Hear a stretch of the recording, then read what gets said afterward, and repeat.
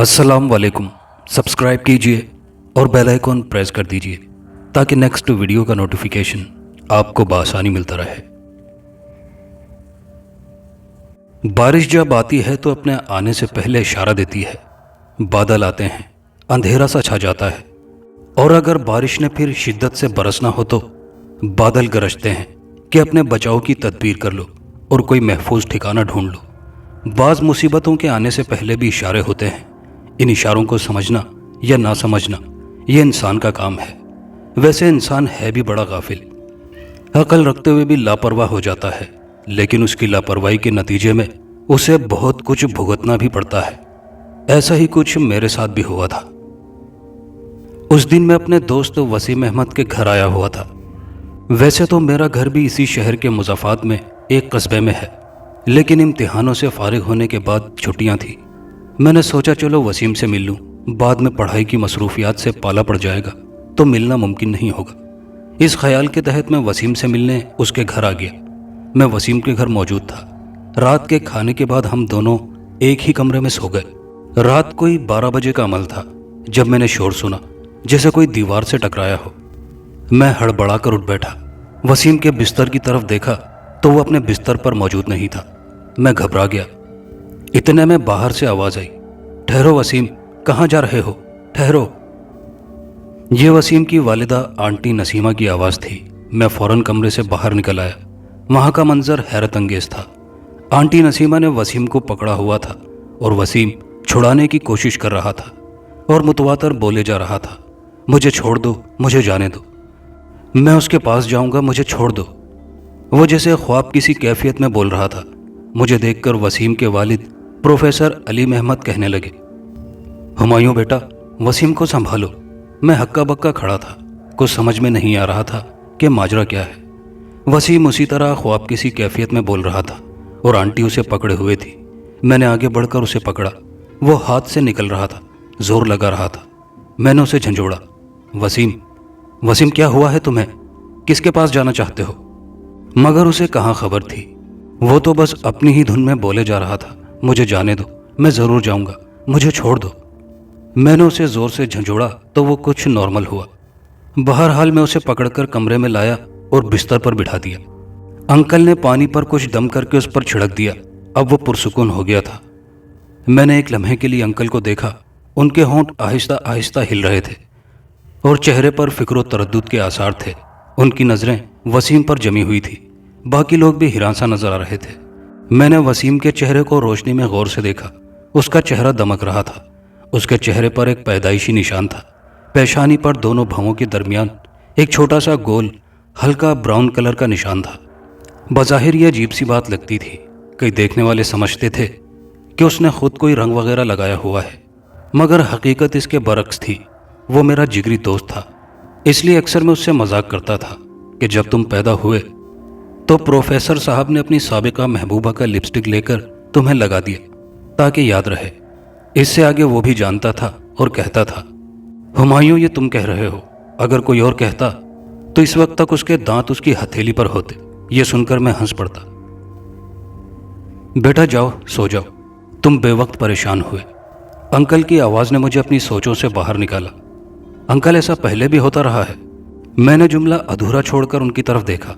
वो एक ठंडी सांस लेकर बोले, हाँ बेटा, ऐसा पहले भी कई दफ़ा हुआ है। ये इसी तरह सोते हुए भागना शुरू कर देता है और पकड़े जाने पर छोड़ो, उसके पास जाने दो की गर्दान शुरू कर देता है। मुझे बहुत दुख हुआ, मेरा दिल डूबने लगा। वसीम जो मुझे बहुत अजीज था, इतने अनोखे और पुरस्रार केस में न जाने कैसे फंस गया था जिसका कोई सिरा भी नहीं था। अंकल ने सुबह किसी पीर फकीर के पास जाने का इजहार किया और सोने के लिए चले गए। उसके बाद आंटी नसीमा और वसीम का छोटा भाई कलीम भी चले गए। मैं वसीम के बारे में सोचता रहा, चारपाई पर लेट गया और आखिर नींद की गहराइयों में खो गया। सुबह के वक्त अंकल एक पीर साहब के पास गए। आपके बेटे पर साया है और बड़ा जबरदस्त साया है। एक रात का अमल करना होगा, वो भी आपके बेटे के कमरे में बैठकर। साईं ने कहा तो अंकल ने साईं को अपने साथ लेते आए। वो शहर का एक मशहूर साईं था जो तावीज़ देता था और जिन भूत वगैरह का इलाज करता था। अंकल ने पूछा, साईं जी आप ये अमल कब करेंगे और इसके लिए किन चीज़ों की ज़रूरत होगी? ये अमल हम आज ही करेंगे। और इसके बाद उसने मुख्तलिफ चीज़ें बताई। अंकल ने उन चीज़ों की लिस्ट मुझे पकड़ाई और कहा, हुमायूं बेटा, अगर तुम ये ला दो तो तुम्हारी बड़ी मेहरबानी होगी। मैंने जल्दी से कहा, मेहरबानी किस बात की अंकल, ये तो मेरे दोस्त के भले की बात है। फिर मैं वो लिस्ट लेकर बाजार की तरफ निकल पड़ा। दुकानें करीब ही थीं। मतलूबा चीज़ें खरीदते वक्त मैं सोचने लगा, आजकल के पीर फकीर भी बस ऐसे ही होते हैं, और अंकल भी पढ़े लिखे होने के बावजूद इतने तोहम परस्त निकले कि साये का यकीन कर लिया। वैसे मैं जाली पीरों के सख्त खिलाफ था, क्योंकि सादा लोग, मासूम और परेशान लोगों को वो लूटते थे। जब मैं वापस घर पहुंचा तो सूरज गुरूब हो चुका था। अगरचे ये जाली पीर साईं मुझे एक नज़र नहीं भाया था, मगर मामला मेरे दोस्त का था, इसलिए मैं चुप था। हाथ में तस्बीह पकड़े चारपाई पर बैठा था। वो अभी नमाज से फारिग हुआ था। मैंने तमाम चीज़ें उसके करीब रख दी। रात का खाना खाने के बाद साईं अमल के लिए तैयार हो गया। वसीम वाले कमरे से चारपाइयाँ और बाकी सामान उठा दिया गया। फर्श पर दरी बिछा दी गई। इतनी देर में नमाज इशा का वक्त हो गया। साईं ने पौन घंटे में नमाज अदा की। मुझे लग रहा था कि ये बंदा इतना पानी में नहीं है जितना ये लोगों को नजर आता है। बहरहाल वो वसीम के कमरे में दाखिल हुआ। हम सब परेशान थे। साईं ने हमें अलग कमरे में बैठने को कहा था। वक्त गुजरता गया। रात 12 बजे एक जोरदार धमाका सुनाई दिया। हम सब डर गए, मगर कमरे में सहमे हुए बैठे रहे। फिर हमने दरवाज़ा खुलने की आवाज़ सुनी और फिर किसी के दौड़ने की आवाज़ आई। हालात बिगड़ते नजर आ रहे थे। कलीम की आंखों से आंसू बह रहे थे। आंटी और अंकल का भी बुरा हाल था। खुद मेरी आंखें नम हो रही थी। वसीम तो मेरे दिल की धड़कनों में धड़कता था। फिर अचानक मैंने उसकी आवाज़ सुनी, दफ़ा हो जा वरना तुझे नहीं छोड़ूंगा। आवाज़ के सुनते ही मैं कमरे से बाहर निकल आया। साईं की भी फलक शिगाफ आवाज़ सुनाई दी, जिसमें कर्ब ही कर्ब था। साईं अपने भारी भरकम जिस्म को संभालता हुआ बाहर आने की कोशिश कर रहा था। कमरे से अगरबत्तियों की खुशबू आ रही थी। कमरे में वसीम गजबनाक खड़ा था। साईं डोलता हुआ कमरे से बाहर सहन में आकर ढह गया। मैंने नफरत से उसे देखा और कमरे में दाखिल हो गया, मगर अगला मंजर मेरे लिए सख्त हैरान कुन था। होशो हवास गुम कर देने वाला था। मैंने जब वसीम की तरफ देखा तो उसकी आंखें ऐसी थी जैसे उनमें से चिंगारियां निकल रही हों। फिर वो निढाल सा हो गया और धप से फर्श पर गिरा और उसकी आंखें बंद हो गई। मैं हैरत से गुंग रह गया कि अभी तो ये गरज बरस रहा था और अचानक बेसुध होकर गिर पड़ा। मैंने आगे बढ़कर उसे हिलाया, वसीम, वसीम कैसे हो, ये क्या माजरा है? मगर वो उसी तरह बेसुध पड़ा रहा। मैंने उसे झंझोड़ा। उसने कसमसाकर आंखें खोली और बरहमी के लहजे में बोला, क्या कर रहे हो, सोने क्यों नहीं देते? मैं एक बार फिर हैरान रह गया। क्या पहले वसीम अपने आपे में नहीं था? मैंने सोचा। इतने में अंकल भी कमरे में आ गए और बोले, क्या हुआ बेटा, वसीम दरी पर क्यों लेटा हुआ है? मैंने उन्हें इस बारे में बताया तो उनकी परेशानी उरूज पर नजर आने लगी। फिर हम वसीम को वहीं सोता छोड़कर बाहर साईं के पास आ गए। ऐसा लगता था कि साईं पर लर्जातारी हो गया है। मुझे उस साईं से ज़्यादा अंकल पर गुस्सा आ रहा था कि इतने पढ़े लिखे होने के बावजूद इस 2 नंबरी आदमी को ले आए। बहरहाल जो हो गया सो हो गया। साईं ने तफसील बताई कि वो अमल पढ़ता रहा और काफ़ी वक्त तक वसीम उसके सामने 2 जानों बैठा रहा। अचानक वो खड़ा हो गया और गुर्राते हुए बोला, साईं ये अमल छोड़ दे, तेरे काबू में कुछ नहीं आएगा। मैंने इनकार किया तो उसने मुझे उठाकर फर्श पर पटक दिया और कमरे से निकल जाने को कहा। साईं बहुत ज़्यादा खौफजदा नजर आ रहा था। फिर उसने अपने किसी चेले को फ़ोन किया और वो उठकर गिरता पड़ता चला गया। हम सब अपनी जगह परेशान थे। आखिर वो क्या शय है जो वसीम पर काबिज हो गई है? यही सवाल हर किसी के जहन में था। उसके बाद हम बातें करते रहे और फिर सोने के लिए चले गए, चूंकि रात अभी काफ़ी बाकी थी। अगर कोई मेरे सर पर बम मारता तो मुझे इतनी हैरानगी ना होती जितना ये सुनकर हुई कि वसीम अपने कमरे में मौजूद नहीं है, बल्कि कहीं चला गया है। मैं दौड़ता हुआ उसकी तरफ लपका, उस कमरे की तरफ जहां वो सोया था। साईं की मंगवाई हुई चीज़ें इधर उधर बिखरी हुई थी। मेरा दिल डूबने लगा। आंटी के आंसू बह रहे थे। अंकल के चेहरे पर कर्ब के आसार थे, लेकिन एक मौहूम सी उम्मीद ज़रूर थी कि शायद कहीं बाहर चला गया हो। मैं फौरन बाहर निकला। पास पड़ोस और मोहल्लेदारों से दरियाफ्त किया। कुछ लोगों ने तो अचंभे की हालत में सवाल जवाब शुरू कर दिए। कुछ ने तो मुझे ऐसे घूरा कि जैसे मैं अपना जहनी तवाज़ुन खो बैठा हूँ या कोई उसे बहकाकर या फिर कोई अगवा करके ले गया हो। आखिर मैं थक हार कर वापसी के लिए पलट गया। मेरे दिमाग में आंधियां चल रही थी। वसीम कहाँ चला गया? आखिर वो कहाँ जा सकता है? मैं ये सोचता सोचता घर में दाखिल हुआ। अंकल मेरा उतरा हुआ चेहरा देखकर समझ गए कि नाकामी हुई है। उन्होंने भी अपने रिश्तेदारों से पूछ लिया था। गो के सुबह ही सुबह फ़ोन करना एक अजीब सी बात थी, मगर उन्होंने ये जवाब पेश किया कि फ्री मिनट मिले हुए हैं। नसीमा आंटी पर गशी के दौरे पड़ रहे थे। मुझे आज घर वापस जाना था, मगर मैंने बजरिया फ़ोन बोल दिया था कि चंद दिन नहीं आ सकूंगा। बहरहाल रोने धोने से फारिग होकर मंसूबा बनाया कि फिर साईं की तरफ जाया जाए। चुनाचे हम साईं के पास गए तो उसने हमें किसी नसीरुद्दीन शाह के पास जाने के लिए कहा। हमें नसीर शाह का अता पता समझा दिया था। हम नसीरुद्दीन शाह के पास पहुंच गए। नसीरुद्दीन शाह को देखकर हमें यूं लगा कि वाकई किसी अजीम हस्ती के पास आ गए हैं और यही हस्ती हमारी मसीहाई कर सकती है। ऊंचा लंबा कद, सफ़ेद दाढ़ी, बर्फ की मानिंद सर के बाल और चेहरे पर नूर की बरसात, ये नसीरुद्दीन शाह की शख्सियत थी जिन्हें इंसान पहली नज़र देखने से ही मुतासिर हो जाता था। हमने अपना मुद्दा बयान किया तो उन्होंने कहा, कल आना, मैं आज रात इस्तिखारा करूंगा। दूसरे दिन हम शाह साहब के पास पहुंच गए। प्रोफेसर साहब, आपके बेटे पर एक जादूगरनी आशिक हो गई है, शाह साहब ने बताया तो हम सन्नाटे में रह गए। शाह साहब तफसील बताते हुए बोले, हिंदुस्तान के जंगलों में गांव है नागाबाद। उस गांव के लोग जादू वगैरह सीखने के बहुत शौकीन हैं। सिर्फ मर्द ही नहीं बल्कि औरतें भी जादू की शौकीन हैं। एक लड़की जिसका नाम पद्मिनी है, उसे जादू सीखने का शौक हुआ तो जादू सिखाने वाले उस्ताद ने उसे इस शर्त पर जादू सिखाने का वादा किया कि वो जादू सीखकर एक अजीब और अनोखे शख्स को ढूंढेगी और देवता को उसका बलिदान देगी। पद्मिनी ने यह शर्त कबूल कर ली और जादू सीखने लगी। उस्ताद का ख्याल था कि वो कब ऐसा शख्स ढूंढ सकेगी और ऐसा ना करने की सूरत में वो उससे जादुई ताकतों को छीन लेगा। बहरहाल पद्मिनी जादू सीखकर उस अनोखे शख्स को ढूंढने के लिए निकली। वो पहले पड़ोसी मुल्क की तरफ आई, यानी पाकिस्तान की तरफ। ढूंढते ढूंढते उसे कोई ऐसा शख्स न मिला जो अनोखा हो, लेकिन उसने हिम्मत न हारी और कोशिश जारी रखी। आखिरकार उसे वसीम नजर आ ही गया, जिसके माथे पर एक अनोखा कुदरती निशान था। शाह साहब तफसील बता रहे थे। अनोखे निशान के जिक्र से मेरे जहन में फौरन वसीम का खूबसूरत चेहरा आ गया। उसकी पेशानी पर ब्राउन गोल निशान था। शाह साहब की मीठी और पुरतासीर आवाज़ सुनाई दे रही थी।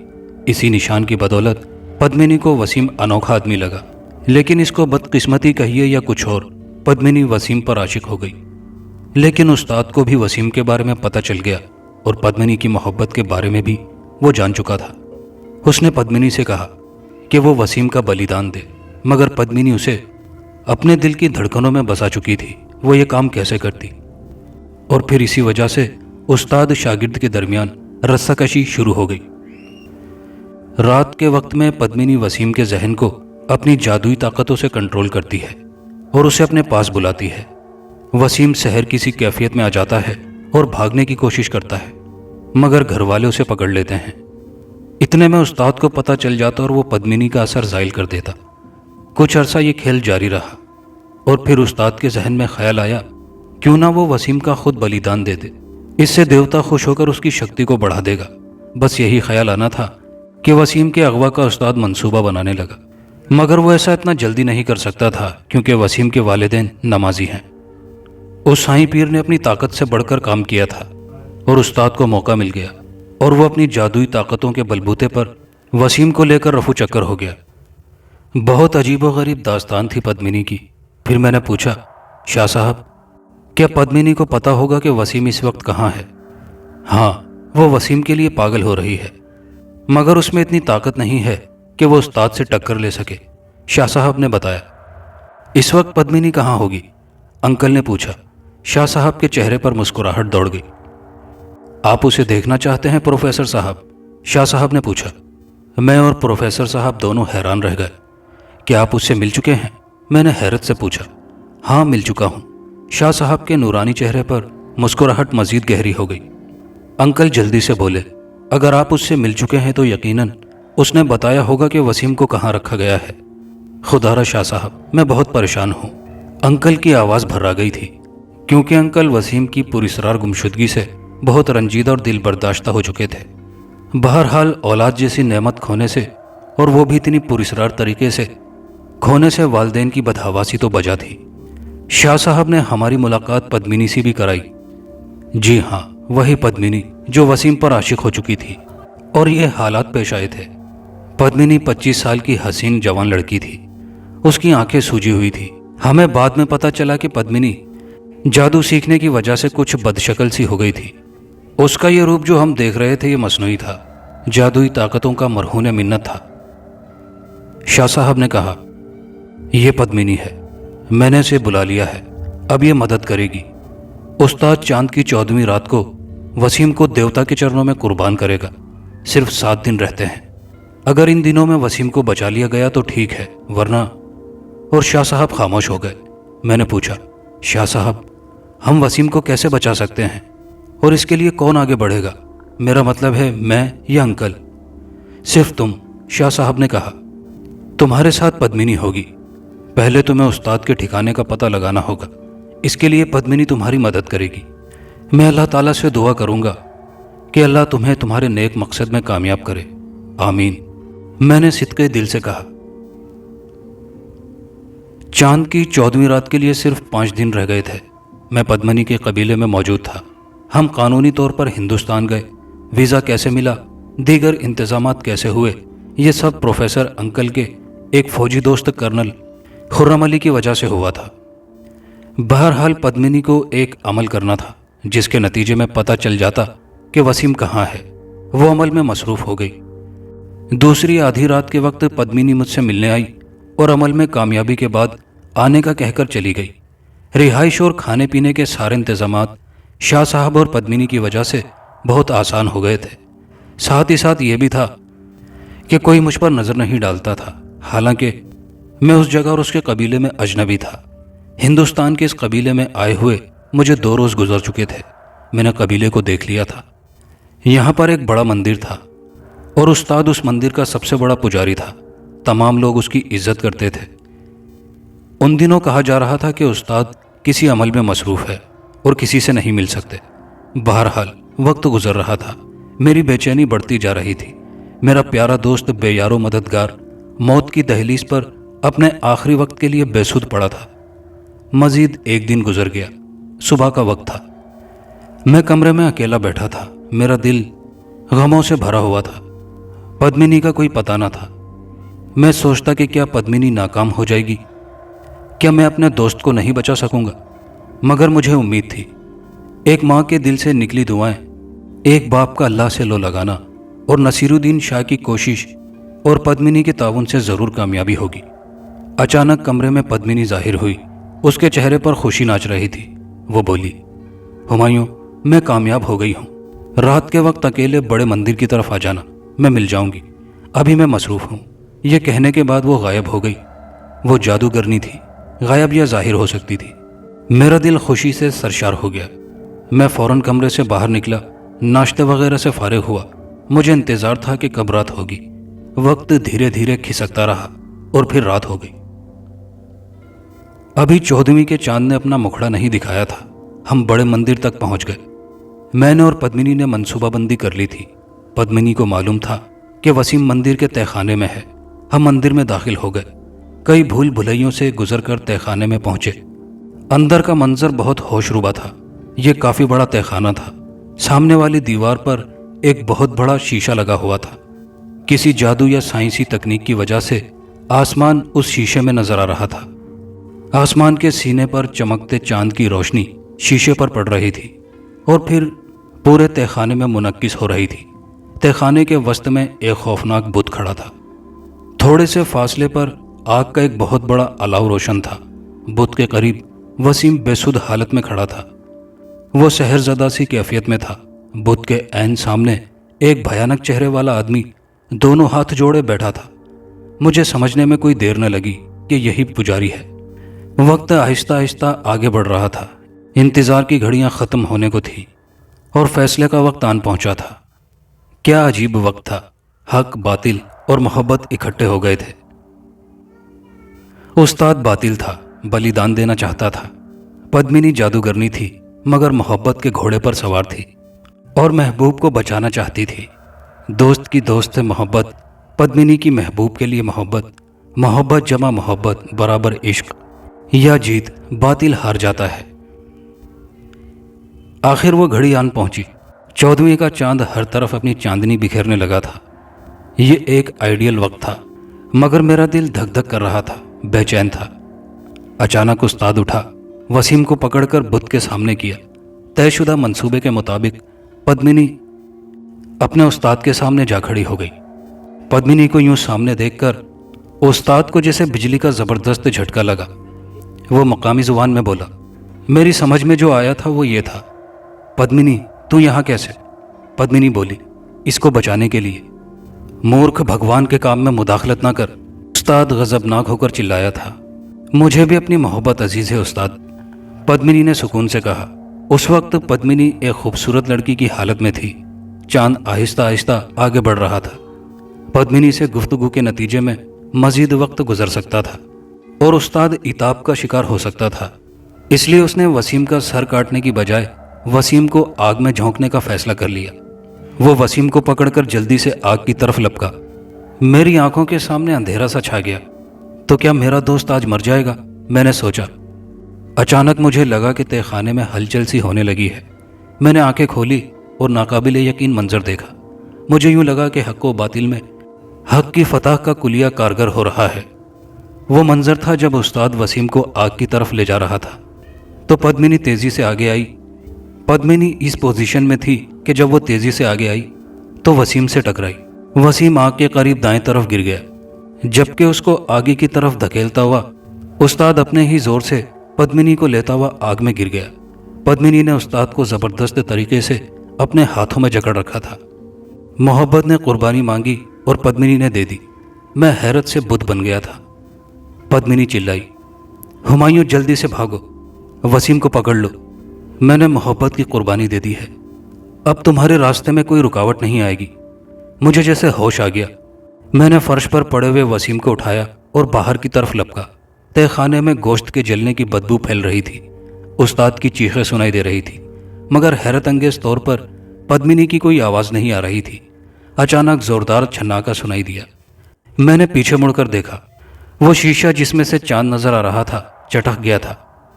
میں نے وسیم کو کندھے پر اٹھایا ہوا تھا اور تیزی سے نکلتا ہوا باہر آ گیا، پھر اپنی رہائش گاہ کی طرف چلنے لگا۔ میں سوچ رہا تھا کہ دوست کی رہائی پر خوشی مناؤں یا پدمنی کی موت پر۔ وہ بے شک ہندو تھی، مگر محبت کی انمٹ مثال قائم کر گئی تھی۔ آفرین ہے محبت کرنے والوں پر۔ ہمارا جہاز وطن عزیز میں لینڈ کر چکا تھا۔ میں اور وسیم باہر آئے۔ اچانک وردی میں ملبوس ایک فوجی آگے بڑھا اور کہنے لگا، ہمایوں ادھر آئیں۔ میں نے اس کی طرف دیکھا۔ آپ کون ہیں اور ہمارا آپ سے تعلق؟ میں نے سوال کیا۔ مجھے کرنل خرم علی نے بھیجا ہے، وہ جواب دیتے ہوئے بولا۔ اوہ اچھا، میں نے کہا اور اس کے ساتھ چل پڑا۔ میں نے وسیم کو سہارا دے رکھا تھا، وہ ابھی بھی صدمے کسی کیفیت میں تھا۔ میں نے اسے سارے واقعات سنا دیے تھے۔ ہم ایک فوجی جیپ میں بیٹھ گئے اور گھر کی طرف روانہ ہو گئے۔ ہماری جیپ وسیم کے گھر کے قریب پہنچی تو میں حیران رہ گیا۔ کئی لوگ اس جگہ کھڑے تھے۔ جو ہی ایک فوجی آگے بڑھا اور دروازہ کھولا، میں وسیم کے ساتھ نیچے اترا۔ اچانک اندر سے پروفیسر انکل، آنٹی نسیمہ، میرے اپنے والدین، خالو اور ایک فوجی آفیسر نظر آئے۔ فوجی آفیسر یقیناً کرنل خرم علی تھے، کیونکہ ان کو فوجیوں نے سیلوٹ کیا تھا اور ان کے بیج پر خرم علی لکھا ہوا تھا۔ کرنل صاحب کے ہاتھ میں ایک ہار تھا۔ انہوں نے آگے بڑھ کر وہ ہار میرے گلے میں ڈالا اور بولے، ویل ڈن میرے شیر دل بیٹے، تم جیسے بیٹوں کی ہمیں ضرورت ہے۔